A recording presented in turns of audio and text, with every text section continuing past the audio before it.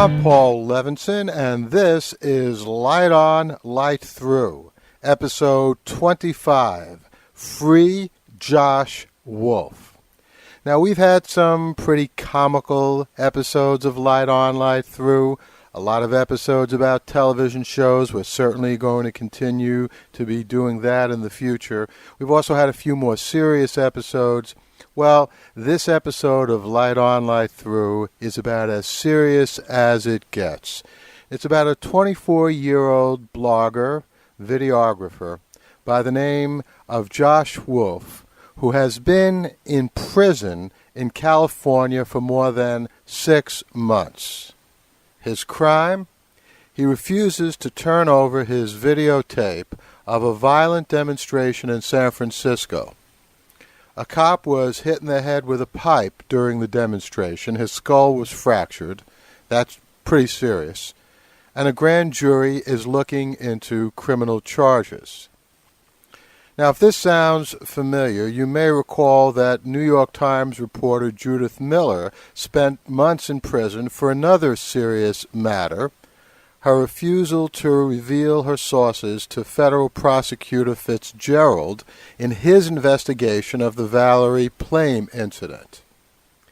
Now, I was as glad as anyone to see the Bush administration held accountable for its crimes, but I staunchly supported Judith Miller's right not to reveal her sources. She, in fact, quoted me in her testimony before the Senate Judiciary Committee after her release. You can find a link to that on the lightonlightthrough.com show notes for this episode. I supported Judith Miller, and I support Wolf for the same crucial reason. When reporters gather information via interview or videotape or a tin can held to a door for all I care, they are working on the American people's behalves. Journalists cannot function if their sources are constantly in fear of being outed at a subsequent trial. Now, it's true that in the case of Josh Wolf, he's not really protecting his sources, he's protecting his source material. He's protecting his videotapes. That's what he is refusing to turn over to the grand jury investigating the violence at that demonstration. But surely his source material is crucial and part of his work as a video blogger, as a journalist. Think about someone like Haskell Wexler, who made the wonderful movie Medium Cool several decades ago. Think of Ken Burns, who has made a series of extremely important documentaries on social issues. Tune into PBS just about any evening and you'll see hard-hitting documentaries. These are certainly forms of journalism. You know, one of the things I came across years ago was the foolishness of the Supreme Court of the United States. That's actually a pretty easy thing to come across. But this particular case goes back to 1915. It was a case involving the Mutual Film Company versus the state of Ohio. And back then in 1915, the Supreme Court, in its brilliant jurisprudence, decided that the Mutual Film Company wasn't really in any kind of activity that deserved to be protected by the First Amendment. Because back then the Supreme Court didn't get it. They didn't get that film certainly could be a very serious medium for the presentation of news and documentaries, precisely the types of things that should be protected by the First Amendment. So people who say that what Josh Wolf is doing should not be protected by the First Amendment, well, they're way back in 1915. Fortunately for our society, the Supreme Court, within a few years, although actually it took them a few decades, it wasn't really until the late 1940s and 1950s, but finally the Supreme Court did come around and recognize film as a bona fide journalistic medium. And that's clearly what Josh Wolf is doing. Now, Much has also been made of the fact that Josh Wolf is not working for any particular news organization. He is not affiliated with CNN, Fox News, MSNBC. He's not a reporter for the New York Times or Newsweek or Time magazine. Well, so what? Does that mean that Josh Wolf was not serving the public's interests in covering events like the anarchist demonstration in San Francisco and reporting those events to us? Is not our democracy best served by a maximum of information from the greatest possible number of sources? Are we so satisfied with our professional media that we have no problem with non-professional journalists being vulnerable to government brutality? And make no mistake about it, that's exactly what being thrown in jail for this kind of quote crime unquote is. Pure and simple. Brutality. It's a case of the government holding someone hostage until he or she accedes to the government's demands. Now, it is true that if you look at the language of the First Amendment, there's nothing in there per se or explicitly about a shield law. And many people who do not support shield laws are quick to point that out. It's funny. I wish these people would then be a little more judicious about supporting what the First Amendment does say, which is Congress shall make no law about freedom of speech or the press. When it comes to that, many of these same people are silent. But even acknowledging that the First Amendment has no specific shield law language, clearly it makes sense to support our journalists in their pursuit of getting us the news and the truth. And it doesn't take much sense to realize that how could a journalist do any significant work if the sources and the source material of the journalist were vulnerable to judicial scrutiny? We now live in an age of cell phones. We live in an age of YouTube. I did actually a podcast on Light On, Light Through, every eye a camera, every ear a mic, a few months ago about this issue. What this means is that anyone and everyone can become a reporter. Some government officials are saying this is especially why we must be extra careful not to grant journalistic protections to people who do not deserve them. I say we should be grateful that we live in such an age in which we do have people like Josh Wolf who go out and cover news events that we might not otherwise find out about. And we should do all in our power to protect and encourage the citizen journalists among us, not throw them in prison like a common criminal deprived of their basic rights. Why? Because he is refusing to cooperate with a grand jury? Okay. Why doesn't the grand jury find another way of getting its information? Why are federal prosecutors and grand juries always trying for the easy way out? Subpoena someone's videotapes, compel them to talk, when that person is clearly not a criminal, him or herself, but just a journalist trying to do that kind of work. Incidentally, regarding this case in California, California does have a shield law which probably would have protected Josh Wolf's right not to turn over his videotapes. I say probably because the case never went to court in the state of California. Some clever person operating behind the scenes, some lawyer, figured out a way of getting this put into the federal court system where we do not currently have a shield law.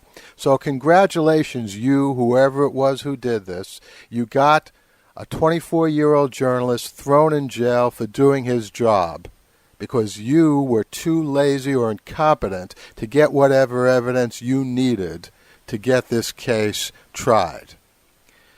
You know, given what has happened in the past few years, an unconstitutional war waged on the basis of false information, Now more than ever, we need journalists, whoever they may be, credentialed or otherwise, to bring us the news.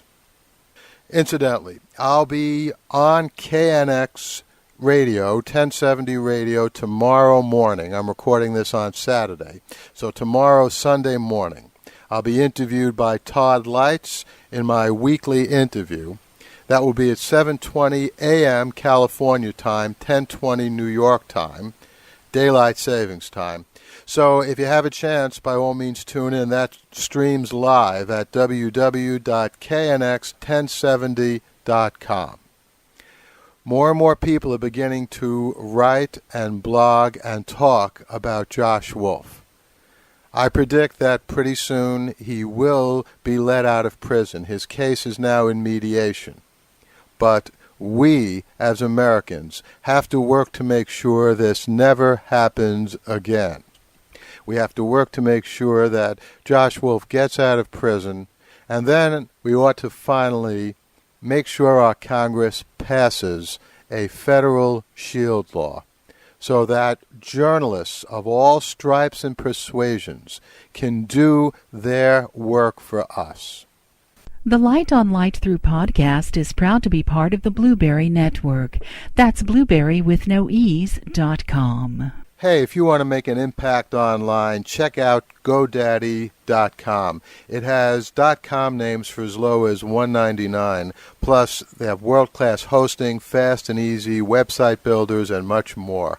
And if you mention the special code POD4, that's POD4, you'll get 10% off your web hosting, or BLU4, that's Blue4, gives you 10% off everything else you may buy at GoDaddy.com.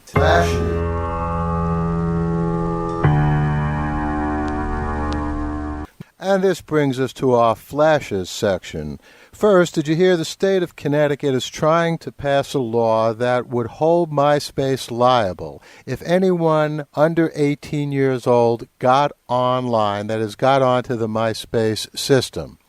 The idea in Connecticut is that anyone under 18 would have to produce some kind of formal documentation, like a driver's license, proving that they were 18 or over. And if they were under 18, then their parents would be contacted, and only if their parents gave permission would the person under 18 be allowed to get a MySpace account. Well, listen, I'm all in favor of protecting our children, but once again, the government is taking the easy, lazy way out, thinking that by passing some kind of new law, they'll be able to regulate this kind of social behavior. You know, kids have been buying forged driver's licenses for years. They give them to slightly older friends, or they go in themselves into alcohol, liquor, wine stores, and basically buy those things. And there's no way that requiring this kind of thing will stop kids who are under 18 from getting online if that's what they want. You know what will stop them, or what will at least have a beneficial impact? Parental supervision. There's nothing like a parent keeping an eye on his or her child to control some of the worst things that are going on out there in the world, and making sure that those things don't hurt their children. Parents should never make the mistake of depending upon the government for that, and the government would do a lot better to stop trying to pass laws and regulations and trying to hold MySpace responsible, laws which will never work, and instead try to do what they can to encourage parents to do their job. Over on Wikipedia, you may have heard that someone was pretending to be a professor of theology. In fact, it was a 24-year-old college dropout who not only was an editor on Wikipedia, but had risen to the position of administrator, meaning that he actually helped adjudicate and mediate disputes among Wikipedian editors. And this person now has been stripped of his privileges. But that doesn't make sense. The whole ideal of Wikipedia is that people should be able to add material, edit material, regardless of who they are. That's the whole point of Wikipedia, that it's not something that relies on experts, but in fact relies on the collective intelligence of the human species. So why throw this person out of his job? Look, it's certainly wrong that he lied. I'm not going to defend someone who's pretending to be something he is not. But it also goes contrary to what I thought was the fundamental operating principle of Wikipedia. To wit, it doesn't matter who you are, it matters what you write. So I hope Wikipedia doesn't lose sight of that. And last in the flashes, hey, you know what? We're now about to embark on daylight savings time. Yay, I'm happy. And those of you who've been listening to Light On, Light Through since its inception back in October may remember the very popular episode I had, how upset I was when we were actually losing another hour of time back in the fall. When we set our clocks back in the fall and basically deprived ourselves of a commodity that was becoming increasingly short in supply, that is, daylight during the winter. Well, I'm glad to see now that we are moving our clocks ahead. We're springing forward much earlier than ever before.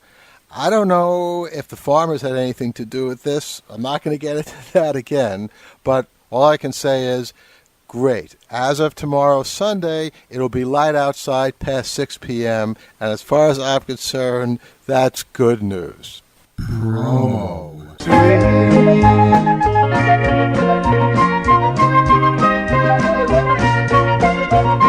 Hey, and that brings us to our promo suite. First and foremost, you're going to hear a promo for the fabulous MikeThinks.com show.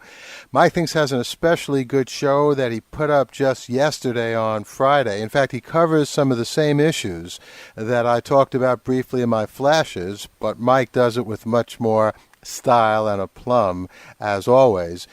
So you ought to tune in to Mike Thinks, see what he thinks about the Wikipedia false professor. And Mike Thinks also has a few words about daylight savings time. Now you'll also hear another promo for the Silk Code, which is continuing its fabulous run over on patiobooks.com. Sean Farrell doing the great reading of my novel, my very first novel, in fact. It won the Locus Award for Best First Science Fiction Novel of 1999. And you can hear Sean Farrell's patio book of that over on patiobooks.com. And by the way, each chapter is introduced by another famous person in science fiction, ranging from my good friend Rob Sawyer, who will be a guest on this show, Light On, Light Through, in a couple of weeks, to Daniel Keyes, the author of Flowers for Algernon, all kinds of exciting things. And you'll also hear a promo coming up for the Punk Horror podcast. You may have heard promos for that over the last few shows, but from now on, the Punk Horror podcast will be one of our permanent promos on Light Through. I also want to thank once again Patsy Terrell for doing that wonderful Light Through Blueberry promo. Thank you, Patsy, and everyone make sure you listen to her artofgraciousLiving.com podcast. Listen, it's been a pleasure talking to you. Do what you can if you agree with what I said to help free Josh Wolf. I'll look forward to talking to you next week. In the meantime, sit back, relax, enjoy.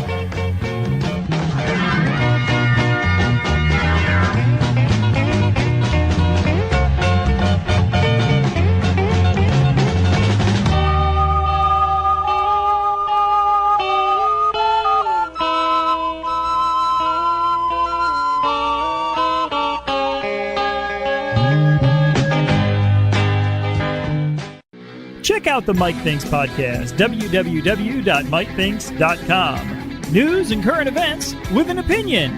The Mike Thinks podcast. It's the news you missed. www.mikethinks.com. From patiobooks.com.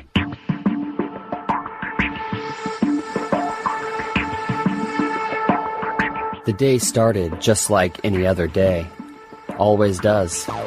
Until I watched one of my closest friends die, right in my arms. Nothing I could do.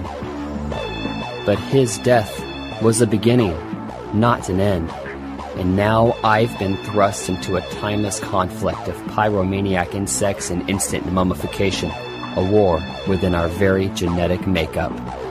And when the powers of the ancient world collide with modern technology, no one is safe. Not me, and certainly not you. I'm Dr. Phil D'Amato, NYPD Forensics, and the only way to save myself is to solve the mystery of the Silk Code.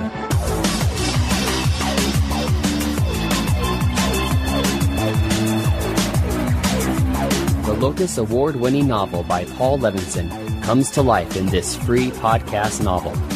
Journey into the ancient world, witness the wonder of ages past, and join Phil D'Amato in a struggle against forces both ruthless and unseen. Visit www.thesilkcode.blogspot.com to learn more about the author and the novel, and subscribe today at patiobooks.com. Join the battle, witness the wonder, or forever be victim to the awe and power of the Silk Code. Phil D'Amato is ready. Are you? Did you walk out of The Matrix and wonder if you're a battery in a jar? Did you walk out of Daredevil and wonder, what is it like to be a bat? Do you and your friends stay up at night debating good and evil in the Star Wars universe? Does the question of life, the universe, and everything intrigue you? Then open your mind and tune into The Sci-Fi Show, thescifishow.com. And that's Phi with a PH. Do you remember what he looked like? Hey, this is Jake. I do a show called Just Not Right, the podcast. You can find it at notrightpodcast.com. It's funny, fresh, entertaining. I mean, sometimes I'll just take the mic and say, hey, oh my, you look nice. You are wonderful. Thank you for listening. You are the best. Check it out. There's a segment called Letters from a Utah Nut. It's hilarious. I know you'll love it. I'm writing this letter in regards to your giant D sign located in front of your store. I want to climb it. Please do not climb the sign. Would it be alright if everyone from our company just started singing? Although we enjoy our customers' enthusiasm for our product, it is strange and unusual for large parties to join in chorus in our lobby. Is it okay for me to be using Windex as a cologne? All SC Johnson products are extensively evaluated for toxicity and safety. Hilarious! Do you remember what he looked like? notrightpodcast.com. See you there.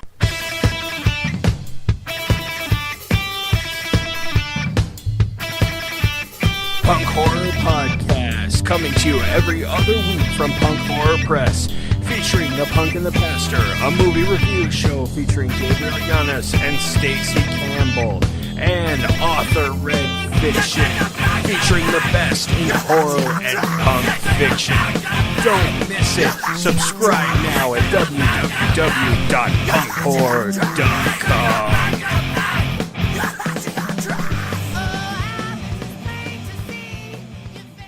In a world full of hopelessness and despair, only two guys had the power to deliver the world from certain destruction. Nathan and Carlos are Podcast Pendulum. Watch it all unfold at podcastpendulum.podomatic.com.